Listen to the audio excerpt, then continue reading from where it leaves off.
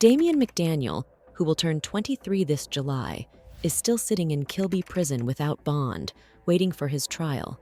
He's accused of being behind one of the deadliest crime sprees Birmingham has ever seen, and investigators are only just realizing that this may be a serial set of murders. In total, McDaniel is accused of killing 14 people and injuring 30 more with gunfire, all within 14 months. 13 of those deaths happened in 2024, which ended up being a record-breaking year for homicides in Birmingham. If McDaniel is found guilty, he will have been responsible for almost 9% of the 152 violent deaths in Birmingham last year.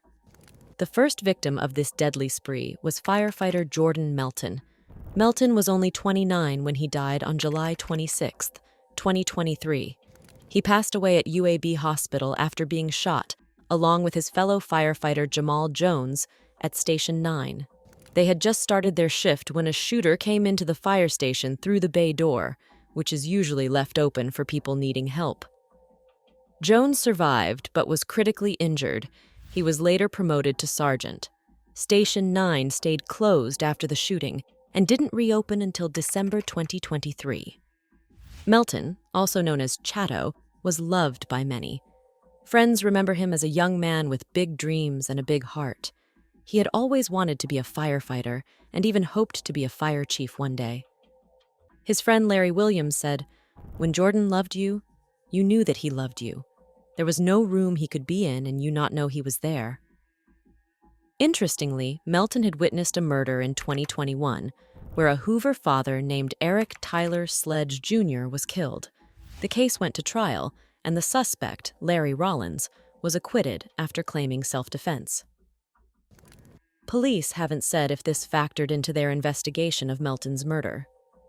Rollins and McDaniel are now both facing capital murder charges for another man's death, which happened the night after the mass shooting at the Hush Lounge in 5 Points South.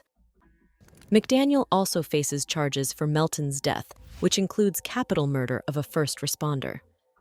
On top of that, he's charged with the attempted murder of Jamal Jones, who spent months recovering in the hospital.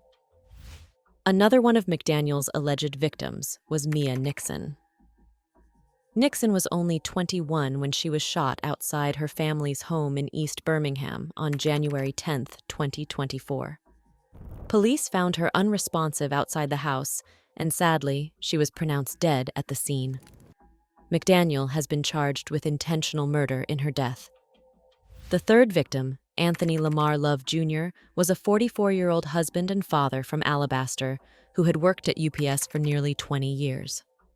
On April 9, 2024, as he was walking to his car in the parking lot of a Birmingham UPS facility after finishing work, a gunman ambushed him.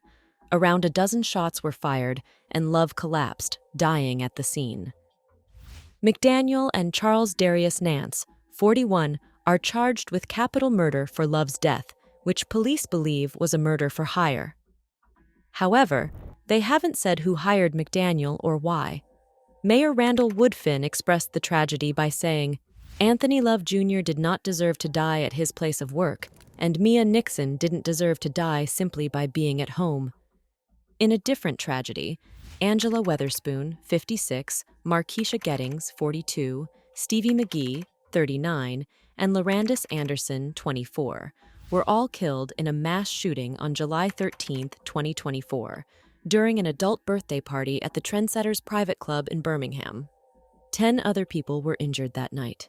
McDaniel and Hatarius Woods, 27, are charged with capital murder and 10 counts of first-degree assault. The incident hit McGee's family especially hard because Stevie's cousins, Terrell Edwards and Kevin McGee, had been killed earlier that year in a quadruple homicide in Smithfield. Stevie was killed at the same venue where they had gathered after the cousin's funeral. Stevie's cousin, Kawana Polnitz, said, "We are broken. We are in shock. We're still under the bus from Kevin and Terrell, and it's like they just keep rolling over our heads, our hearts, our minds." Then, a few months later, Charlie Herbert Moore, 61, was shot and killed on August 13, 2024, inside his Birmingham home. Investigators say the shooter was actually looking for someone else. Nance is charged with Moore's death, as authorities believe he provided McDaniel with the intended victim's name and address. More on this later. On September 19, 2024, Deontranta Tenai Brown, a 35-year-old mother, was shot and killed inside the 604 Bars and Lounge.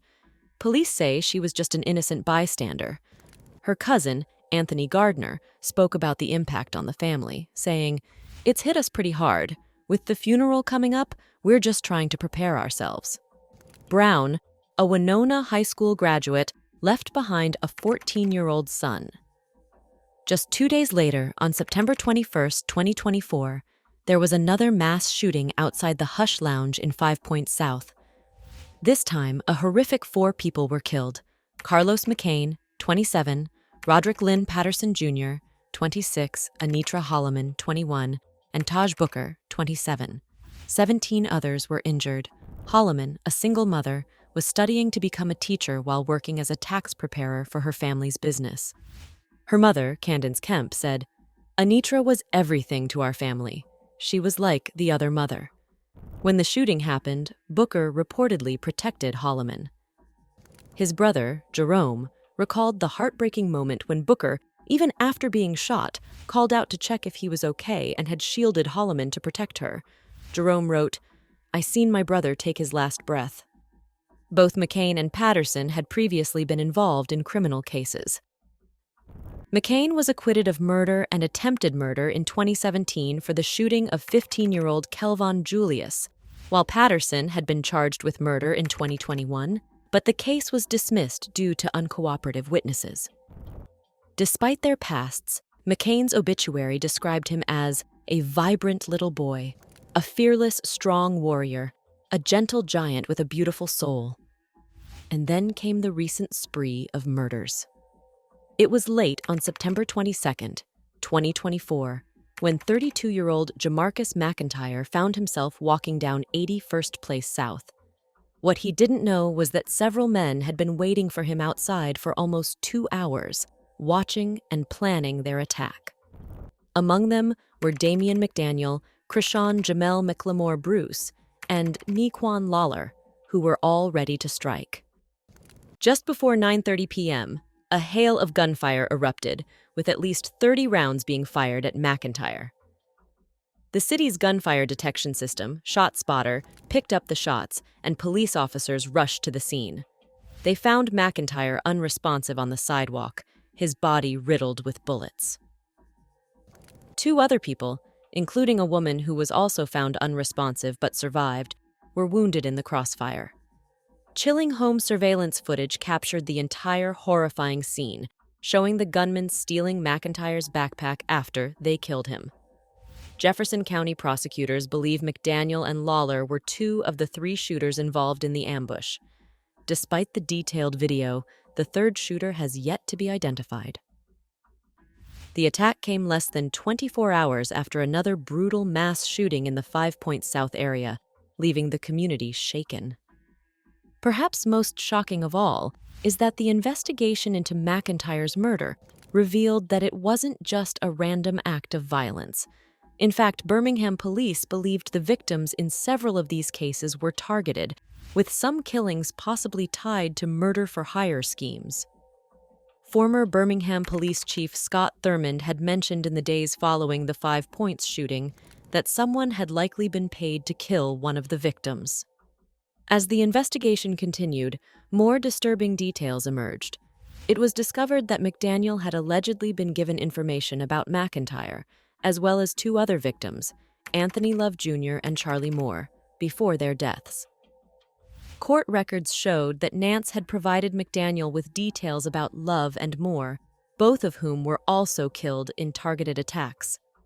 Love was shot and killed in April 2024 outside the UPS Center on Inglenook Lane, and Moore was murdered in August 2024 in his own home. Nance, along with several others, was charged with capital murder in connection to these killings. Prosecutors claimed that in McIntyre's case, Rollins had sent McDaniel photos of McIntyre and his address just a few hours before the ambush. McDaniel, Lawler, and Bruce then arrived at the location shortly after, setting the stage for the deadly attack. The investigation so far paints a grim picture of a string of violent murders, all with ties to a sinister murder-for-hire plot. With the court case progressing, we could yet see even more shocks come to light. What do you think about the case? What do you feel Damian McDaniel's motivations were?